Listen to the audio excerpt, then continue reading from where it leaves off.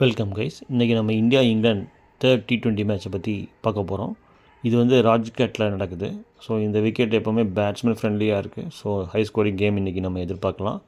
ரெண்டு டீமே almost same பிளேயர்ஸே இன்றைக்கி விளாடுவாங்கன்னு எதிர்பார்க்கலாம். ஏன்னா 1 or 2 சேஞ்சஸ் இருக்கலாம்.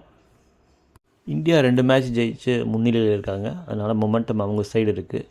இங்கிலாந்து பார்த்திங்கன்னா இவந்தோ அவங்க லாஸ் ஆனால் கூட அவங்க டீம் வந்து ஒரு ஸ்ட்ராங் டீம் தான். ஏன்னா லாங் டெயில் இருக்குது. பேட்ஸ்மேன், பவுலர்ஸ் ஒரு நல்ல மிக்ஸ் இருக்குது, ஆல்ரவுண்டர்ஸ்.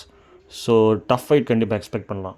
மேட்ச் ஜெயிச்சிருந்தாலும் கூட அவங்களுக்கு வந்து பேட்டிங்கில் சின்ன இஷ்யூ இருக்குது. டாப் ஆர்டர் இன்னும் அந்தளவுக்கு ஃபயர் ஆகலை.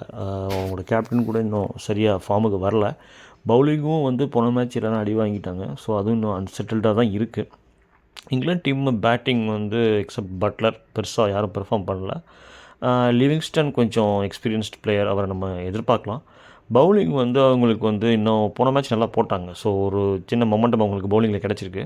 ஸோ அதை யூஸ் பண்ணி அவங்க கம்பேக். மேட்ச் ப்ரிடிக்ஷன்ஸை பொறுத்த வரைக்கும் இந்தியாவுக்கு ஸ்லைட் எட்ஜ் இருக்குது. ஏன்னா அவங்க ரெண்டு மேட்ச் வின் பண்ணியிருக்காங்க. அதனால் இங்கிலாந்து டீம் வந்து ரீக்ரூப் பண்ணணும். அதே சமயத்தில் வந்து சேசிங் டீமுக்கு வந்து ஒரு எட்ஜ் இருக்கிறதால ஒருவேளை இங்கிலாந்து இன்றைக்கி வந்து சேசிங் பண்ணால் அவங்களுக்கு ஒரு சான்ஸ் இருக்குது. ஸோ ஆல் இன் ஆல் இது வந்து ஈவன்லி பாய்ஸ்டு தான். இந்தியன் டீமும் ஒரு பெரிய ஃபார்ம்லாம் இல்லை. லாஸ்ட் மேட்ச் வந்து ஜஸ்ட்டு கஷ்டப்பட்டு தான் ஜெயித்தாங்க லாஸ்ட் ஓவரில்.